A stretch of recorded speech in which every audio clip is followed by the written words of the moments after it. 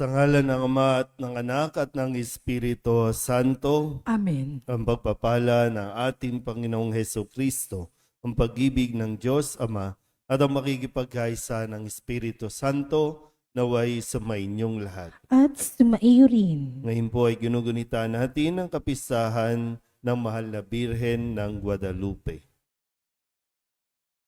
Mga kapatid, tinipon tayo bilang mga kaanib ng angkan ng Diyos, kaya dumulog tayo sa maawaing Panginoong nagpapatawad ng lubos. Sinugong tagapagpagaling sa mga nagsisisi, Panginoon, kaawaan mo kami. Panginoon, kaawaan mo kami. Dumating na tagapag-anyayang mga makasalanay magsisi, Kristo, kaawaan mo kami. Kristo, kaawaan mo kami. Nakaluklok ka sa kanan ng Diyos Ama para ipamagitan kami. Panginoon, kaawaan mo kami. Panginoon, kaawaan mo kami. Kaawaan tayo ng makapangyarihang Diyos, patawarin tayo sa ating mga kasalanan, at patnubayan tayo sa buhay na walang hanggan. Amen.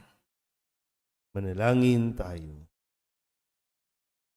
Ama naming makapangyarihan, ipagkaloob mong kami magkamit kailanman ng kalusugan at kagalingan sa aming katawan at kalooban. Pakundangan sa pagdalangin ng laging birheng si Santa Mariang Mahal, kami naway mahango sa hapis sa kasalukuyan at makinabang sa kaluwalhatiang walang katapusan. Sa pamamagitan ni Jesucristo, kasama ng Espiritu Santo, magpasawalang hanggan. Amen. Magsiupo po lahat. Pagbasa mula sa aklat ni Propeta Zacarias. Sinabi ng Panginoon, umawit ka sa kagalakan, bayan ng Siyon, pagkat maninirahan ako sa piling mo. Sa araw na yaon, maraming bansa ang sama-samang magpupuri sa Panginoon at pasasakop sa Kanya. Siya'y maninirahan sa gitna ninyo. Sa gayon, malalaman ninyong sinugo ako ng Panginoon. Muli niyang kukupkupin, ituturing na kanyang sarili at itatangi ang Jerusalem. Manahimik sa harapan ng Panginoon ang lahat ng nilalang, pagkat siya'y tumindig mula sa kanyang templo. Ang salita ng Diyos. Salamat sa Diyos. Ang tugon po sa bawat saknong ng salmo, pinupuri kang lubusan ng lahat sa ating bayan. Ulitin po natin, pinupuri kang lubusan ng lahat sa ating bayan. Anak, sumasa iyo ang pagpapala ng Diyos na kataas-taasan. Higit kang pinagpala kaysa lahat ng babae sa lupa. Purihin ang Panginoon, ang Diyos na lumalang sa langit at lupa. Pinupuri kang lubusan ng lahat sa ating bayan. Ang pananalig sa Diyos na nag-udyok sa iyo ay hindi na mapaparam sa isip ng mga tao habang ginugunita nila ang kapangyarihan ng Diyos. Pinupuri kang lubusan ng lahat sa ating bayan.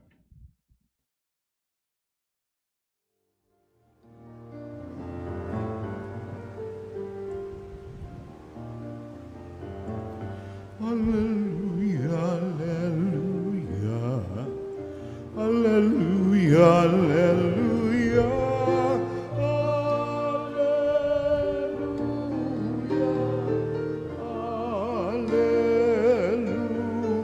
alleluia, alleluia, alleluia.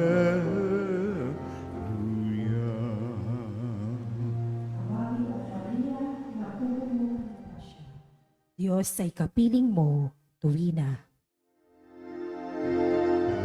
Alleluia, alleluia, alleluia, alleluia, alleluia, alleluia.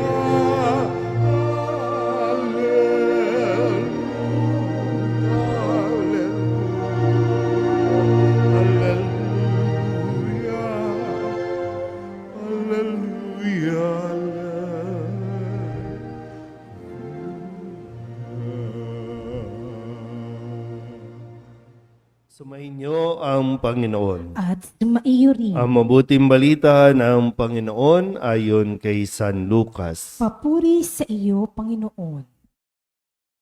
Si Maria ay nagmamadaling pumunta sa isang bayan sa kaburulan ng Huda. Pagdating sa bahay ni Zacarias, binati niya si Elizabeth. Nang marinig ni Elizabeth ang bati ni Maria, naggagalaw ang sanggol sa kanyang tiyan. Napuspos ng Espiritu Santo si Elizabeth at buong galak na sinabi, "Pinagpala ka sa mga babae at pinagpala rin ang dinadala mo sa iyong sinapupunan. Sino ako upang dalawin ng ina ng aking Panginoon? Sapagkat pagkarinig ko ng iyong bati, ay naggagalaw sa tuwa ang sanggol sa aking tiyan. Mapalad ka sapagkat nanalig kang matutupad ang ipinasabi sa iyo ng Panginoon." At sinabi ni Maria, "Ang puso ko'y napupuri sa Panginoon at nagagalak ang aking espiritu dahil sa Diyos na aking tagapagligtas." Ang mabuting balita ng Panginoon. Pinupuri ka namin, Panginoong Heso Kristo. Isang magandang umaga po sa inyong lahat. Ngayon po ay Martes sa ikalawang linggo ng panahon ng pagdating o Adbyento at ngayon din po ay ginugunita at ipinagdiriwang natin ang kapistahan ng pagpapakita ng mahal na Birhen sa Guadalupe kay San Juan Diego na ating ipinagdiwang at ginunta ang kanyang kapistahan noong December 10. Ang imahin o larawan ng mahal na Birhen ng Guadalupe ay isang babae na buntis. No? Mayroong malaki yung tiyan. At isa ito sa pagpapakita o pagpapaalala sa lalo tigit nung panahong iyon na talamak po ang kawalan ng respeto sa buhay. No? Na uso yung mga legalization ng pagpapalaglag ng bata o abortion, kaya isa ito sa dahilan ng kanyang o isa ito sa mga mensahe na kanyang ipinapahatid sa mga tao. Ang buhay ay galing sa Diyos, ang buhay ay dapat nating pangalagaan from womb to tomb. Mula sa sinapupunan hanggang sa libingan, kailangan natin itong bigyan ng pagpapahalaga. Kaya kung tayo po na nabuhay sa mundong ito, huwag na nating isipin na bakit pa tayo kasi binuhay, bakit pa tayo nabuhay. Yan ay dahil gusto ng Diyos na mabuhay tayo. Normal man, ayon sa pamantayan ng tao o hindi. Dahil pag sinabing pag may kapansanan, sasabihin natin hindi normal. Pero anuman ang ating kalagayan, yan ay kaloob at niloob ng Diyos na tayo po ay mabuhay. Kaya sana po makiisa din tayo sa pagtatanggol ng buhay ng bawat isa. At sa ating pong ebanghelyo, narinig din natin ang pagtungo ni Maria kay Elizabeth. Ito po yung matapos niyang matanggap, marinig ang mabuting balita na siya ay magbubuntis, siya ay maglilihi. At nandoon na, bumaba na sa kanya ang Espiritu Santo, nililiman na siya, kung kaya't nabuntis na. Pero dito sabi nga, nagtungo siya kay Elizabeth para paglingkuran si Elizabeth na malapit ng manganak.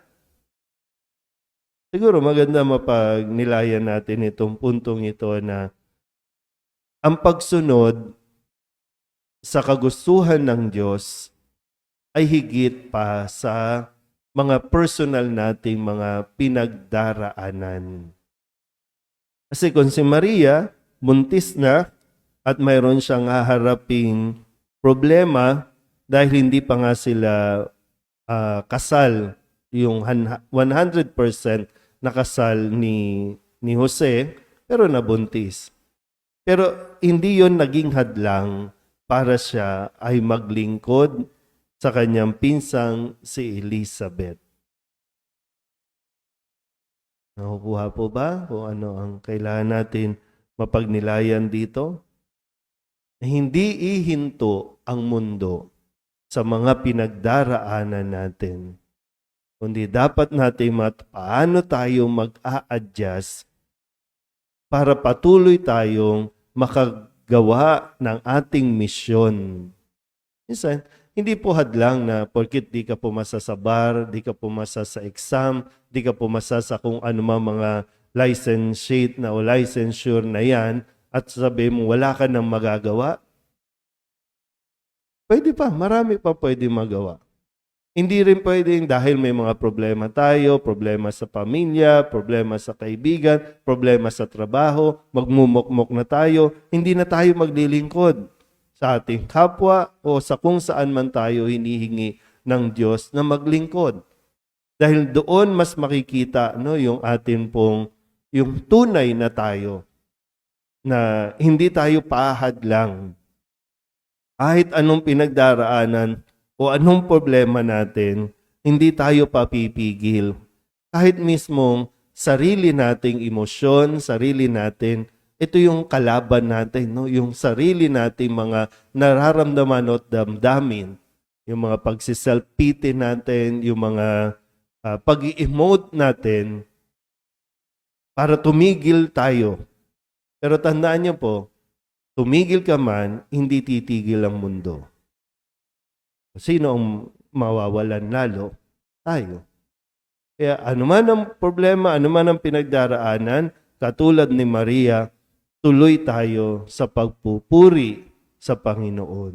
Kaya nga sabi niya, ang puso ko'y napupuri sa Panginoon at nagagalak ang aking espiritu. Maraming dahilan at tingnan mo yung dahilan para maging masaya ka habang naglilingkod ka kaysa yung tingnan mo ang mga karanasan at mga bagay na magpapalungkot lang sa buhay mo at magpapahinto sa iyo para mabuhay ka. Sayang ang panahon. Umaandar ang panahon at hindi ito mag-a-adjust sa atin. Nasaka ka na umikot kasi nag-i-emote pa ako. Hindi eh. Sayang. No? Anumang bagay na dumaan na, umikot na, hindi mo na yan mababalikan. Kailangan mo na lang harapin ang buhay sa bawat araw na may sigla, na may pagpupuri sa Diyos. Amen?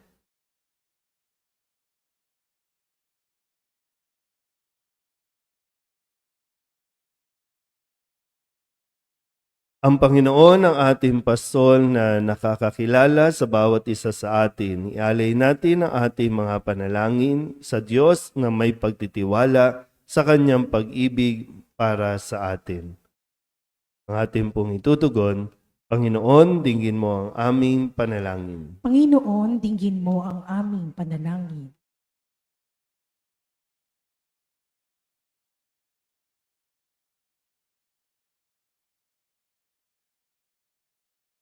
Ang simbahan naway maging isang buhay na tanda ng tunay na malasakit at lubos na pangalaga para sa mga itinakwil ng ating lipunan.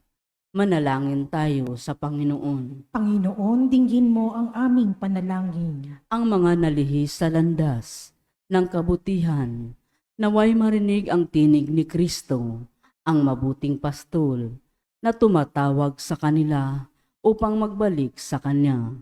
Manalangin tayo sa Panginoon. Panginoon, dinggin mo ang aming panalangin. Ang mga kabataan, naway marinig ang tinig ng ating Panginoon na tumatawag sa kanila para sa pagbabagong loob at sa pagtatalaga ng buhay para maglingkod.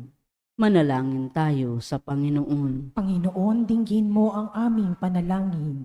Ang lahat ng nagdurusa at may sakit, naway makaunawa na mahal sila ng Diyos sa pamagitan ng pagkalinga at paglingap na ibinibigay natin sa kanila. Manalangin tayo sa Panginoon. Panginoon, dinggin mo ang aming panalangin. Ang mga pumanaw na ay makapasok nawa sa pintuan ng kulungan at magdiwang nakasama ng pastol at bantay ng kanilang kaluluwa. Manalangin tayo sa Panginoon. Panginoon, dinggin mo ang aming panalangin. Idulog din natin sa Panginoon ang ating mga personal na kahilingan at mga panalangin para sa ating mga pamilya, kasama ang mga kahilingan ng mga nanonood sa online. Lahat ng mga misang pasasalamat, special na intensyon, agarang paggaling ng mga may sakit, at ang lahat ng mga kaluluwa na inihiling na ipagdasal sa misa.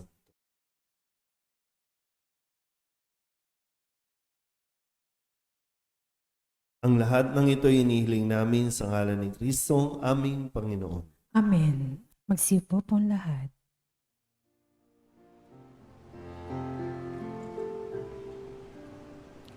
Narito ang aming halay,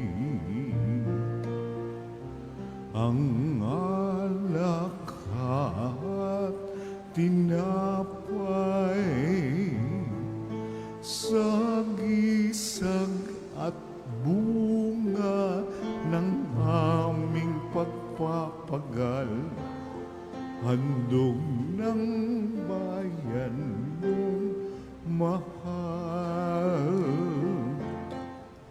Kapuri-puri ka poon naming mahal, O Diyos ng langit at sangkalupaan, basbasan at lingapin buhay naming laan.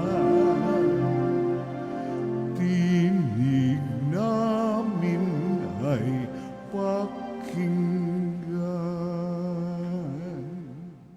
Manalangin kayo mga kapatid upang paghahain natin ay kalugdan ng Diyos Amang makapangyarihan. Tanggapin nawa ng Panginoon itong paghahain sa iyong mga kamay, sa kapurihan niya at karangalan, sa ating kapakinabangan at sa buong sambayanan niyang banal.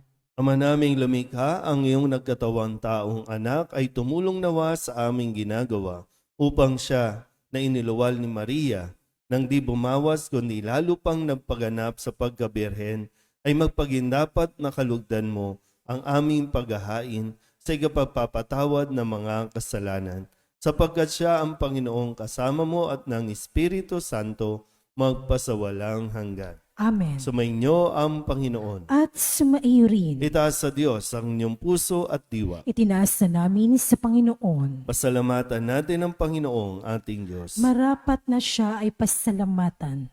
Ama naming makapangyarihan, tunay nga marapat na ikaw ay aming pasalamatan ngayong ginugunita ang mahal na Birhen ng Guadalupe. Bukod mong pinapala sa babaeng lahat na iyong piniling maging ina ng iyong anak. Noong isugo mo siya bilang aming Mesiyas, sa kapangyarihan ng Espiritong Banal, ang Birhen Maria ay naging inang tunay ng iyong anak na kanyang isinilang bilang liwanag nitong sanlibutan. Kaya kaysa ng mga anghel ng sisiawin ng papuri sa iyo, na walang humpay sa kalangitan, kami nagbubunyi sa iyong kadakilaan. Santo, Santo, Santo, Panginoong Diyos na makapangyarihan, napupuno ang langit at lupa ng kalwalhatian mo. Hosana sa kaitaasan, pinagpala ang naparirito sa ngalan ng Panginoon. Hosana sa kaitaasan. Ama naming banal, ikaw ang bukal ng tanang kabanalan.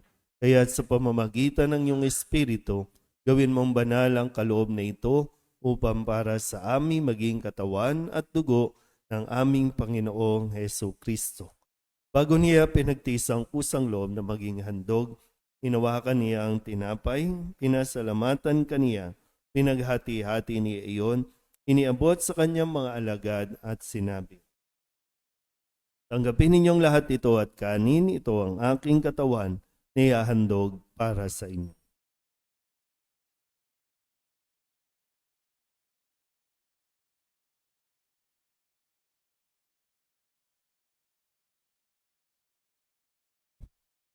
Gayun din naman nang matapos ang hapunan, hinawakan niya ang kalis, muli kaniyang pinasalamatan. Iniabot niya ang kalis sa kanyang mga alagad at sinabi, tanggapin ninyong lahat ito at inumin. Ito ang kalis ng aking dugo, ng bago at wala hanggang tipan. Ang aking dugo na ibubuhos para sa inyo at para sa lahat sa ikapagpapatawad ng mga kasalanan. Gawin ninyo ito sa pag-alaala sa akin.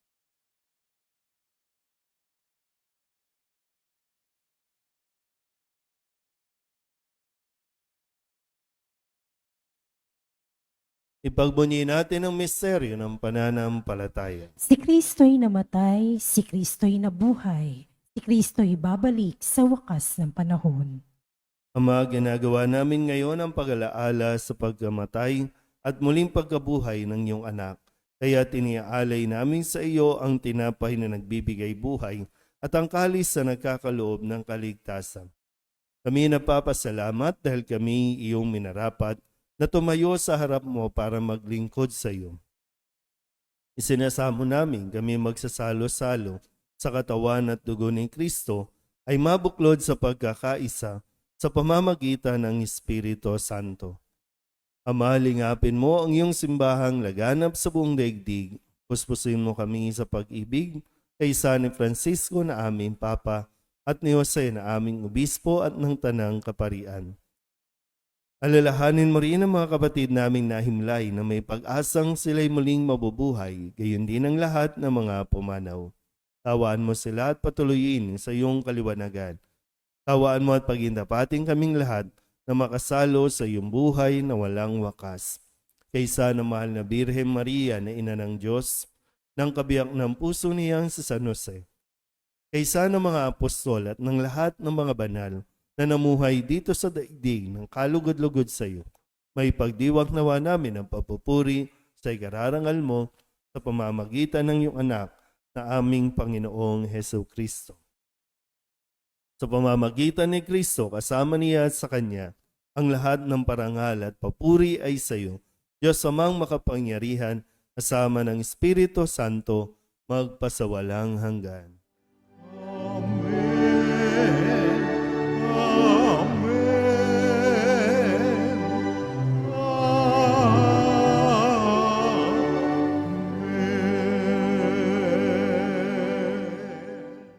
Sa tagubilin ng mga nakagagaling na utos sa turo ni Jesus sa Panginoon natin na Diyos, ipahayag natin ng lakas loob.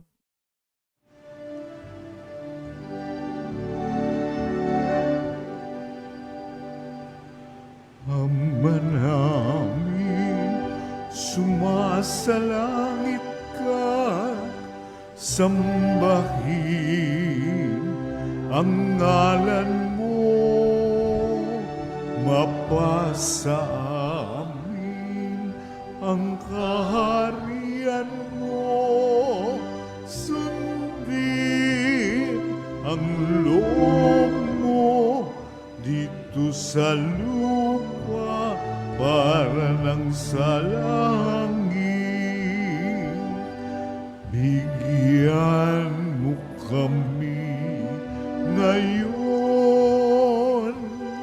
ng aming kakanin sa araw-araw at patawarin mo kami sa aming mga sala para ng pagpapatawad namin sa nakakasala sa amin at huwag mo kami ipahintulot sa tukso at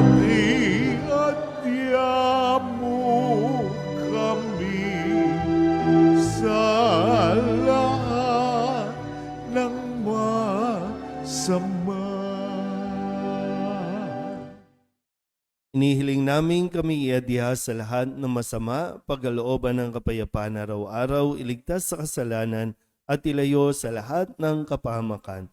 Samantalang aming pinananabikan ang dakilang araw ng pagpapahayag ng tagapagligtas naming si Jesu Kristo. Sapagkat iyo ang kaharian at ang kapangyarihan at ang kapurihan magpakailanman. Amen. Panginoong Heso Kristo, sinabi mo sa iyong mga apostol, kapayapaan ang iniiwan ko sa inyo, ang aking kapayapaan ang binibigay ko sa inyo. Tunghayan mo ang aming pananampalataya at huwag ang aming mga pagkakasala. Pagkalooban mo kami ng kapayapaan at pagkakaisa ayon sa iyong kalooban, sama ng Espiritu Santo, magpasawalang hanggan. Amen. Ang kapayapaan ng Panginoon ay laging sumainyo. At sumaiyo rin. Mabigayan po tayo ng kapayapaan sa isa't isa.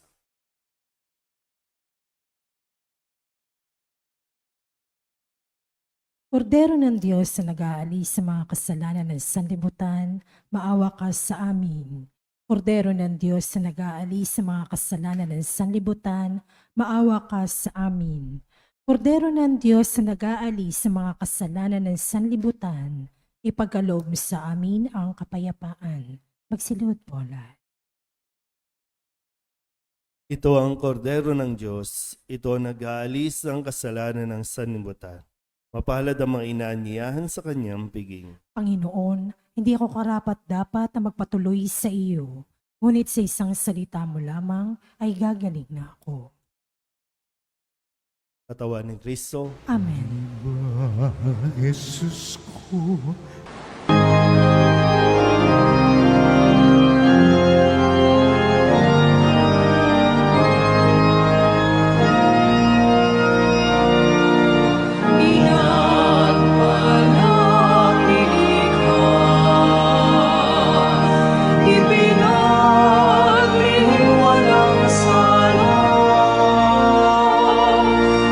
Pusong nalilisay, naghihilang.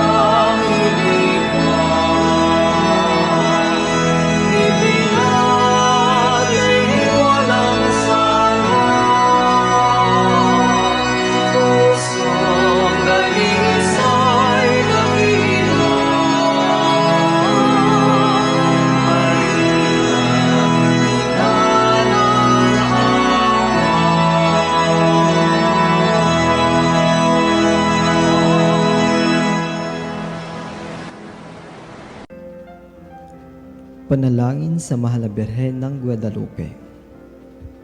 Kabanal-banalang Birheng Maria, Ina ng Totoong Diyos, kami nabubuhay para sa iyo.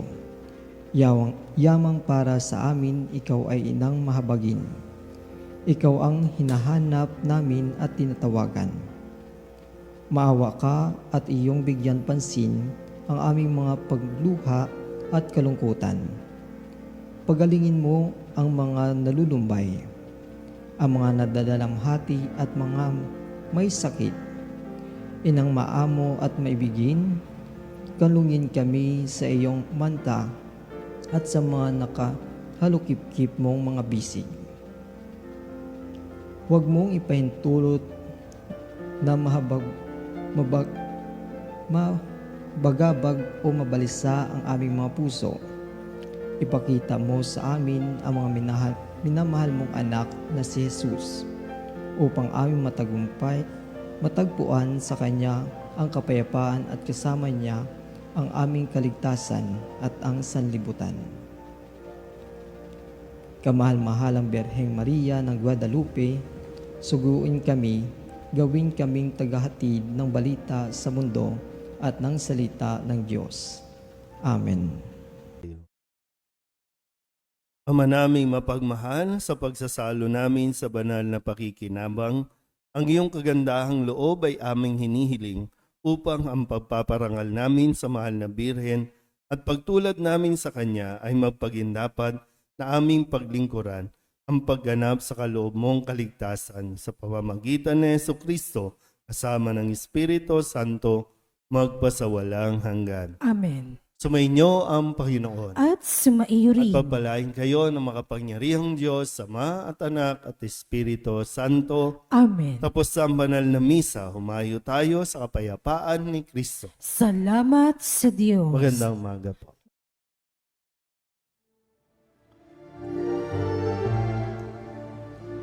Kung pag-asa tayo'y maghintay sa ating Diyos na may pagliligtas at kay Jesus na siyang tanging gabay ng mga taong humahanap ng landas. Tayo't hanapin ating kaligtasan, tanging kay Jesus ay matatagpuan. Ang panahong ito dapat paghandaan sa pagsalubong kay Jesus kahit kailan. Buong pag-asa tayo'y maghintay sa ating Diyos na may pagliligtas at kay Jesus na siyang tanging gabay ng mga taong humahanap ng landas, ng mga taong humahanap ng landas.